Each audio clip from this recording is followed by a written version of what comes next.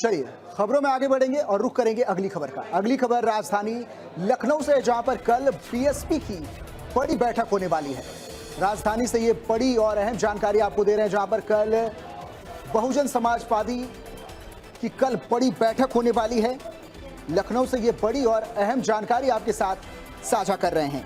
BSP पदाधिकारियों की कल अहम बैठक होने वाली है। कल मायावती की अध्यक्षता में बैठक होगी।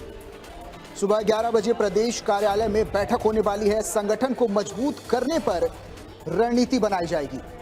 तो राजधानी लखनऊ से आपको बड़ी और अहम जानकारी दे रहे हैं, जहां पर बीएसपी की कल बड़ी बैठक होने वाली है। बीएसपी पदाधिकारियों की अहम बैठक होगी कल। मायावती की अध्यक्षता में ये बड़ी बैठक होने वाली है।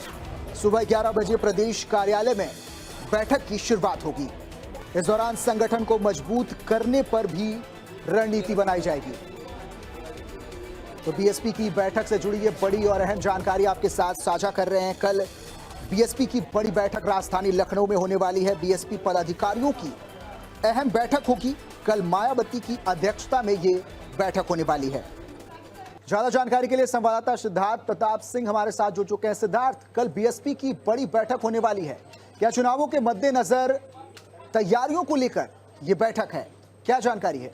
बिल्कुल, कल बहुजन समाज पार्टी की महत्वपूर्ण बैठक है। 11 बजे ये बैठक का आयोजन किया गया, जिसमें पदाधिकारी मौजूद रहेंगे, सभी कार्यकर्ता मौजूद रहेंगे। और इस बैठक में कहीं ना कहीं बसपा जिस तरीके से उसकी जो कमबैक रैली होती है उसको लेकर कहीं ना कहीं कार्यकर्ताओं को धन्यवाद देंगी। और आपको बता दें, कल कई महत्वपूर्ण निर्णय लिए जा सकते हैं। आकाश आनंद की भूमिका को लेकर आकाश आनंद को जिम्मेदारी दी जा सकती है, युवाओं के बीच जाएं और बहुजन समाज पार्टी को मजबूत करें।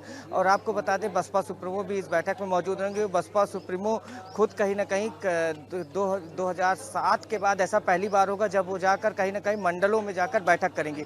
और आपको बता दें, कई ऐसे हैं मंडल प्रभारी जिनको हटाया जा सकता है। इसके पहले कहीं ना कहीं पश्चिम क्षेत्र के जो कई मंडल प्रभारी थे उनको हटाया गया था। पश्चिम क्षेत्र में काफ़ी परिवर्तन किया गया था। और जो सबसे महत्वपूर्ण है, कई कोऑर्डिनेटर्स को हटाया जाता है। अकॉर्डिंग टू सोर्सेज जो खबरें निकलकर सामने आ रही, सीधे सीधे इस बैठक में उन्हीं लोगों को जिम्मेदारी जाएगी जो लोग काम करें। और ये जिम्मेदारी दी जाएगी जो बसपा का कोर वोटर है उसको वापस लाया जाए। और जो सबसे महत्वपूर्ण बात है, 2007 में जब बहुजन समाज पार्टी की सरकार थी तो उसने जो काम किया उसको लेकर कहीं ना कहीं ये कहा जाएगा, जो पदाधिकारी उनको जिम्मेदारी दी जाएगी वो जाएं और ये बताएं कि किस तरीके से बहुजन समाज पार्टी ने काम किया था। खास करके जो कोर वोटर है उसको वापस लाने की जिम्मेदारी। आपको बता दें, जब 2007 में सरकार बनी तो लगभग 36% वोट शेयर था। और जब 2022 की बात कर लें तो वो 7% पे आ गया। तो कहीं ना कहीं वोट शेयर बढ़ाने की भी जिम्मेदारी दी जाएगी। और ज़्यादा से ज़्यादा सीटों पर अगले 2000, अब जिस तरीके से सूत्रों से खबर निकलकर सामने आ रही कि 2026 अप्रैल में कहीं ना कहीं जो प्रत्याशी है वो घोषित किए जाएंगे। उसके पहले जो प्रभारी हैं उनको बनाया जाएगा। तो कहीं ना कहीं कल बहुजन समाज पार्टी की महत्वपूर्ण बैठक है, जिसमें बसपा सुप्रीमो मौजूद रहेंगी। और जहां तक उम्मीद जताई जा रही कि आकाश आनंद मौजूद रह सकते हैं और कोऑर्डिनेटर्स मौजूद रहेंगे, सभी मंडल प्रभारी मौजूद रहेंगे। जी रोहित। ठीक है सिद्धार्थ, बीएसपी में लगातार बैठकों और रैलियों का दौर चल रहा है। इससे पहले भी हमने देखा कि बीएसपी की रैली में भारी भीड़, लोगों का हुजूम देखने को मिला था। ऐसे में बीएसपी की ये बैठक क्या दर्शाती है, क्या मैसेज देने की कोशिश कर रही है मायावती?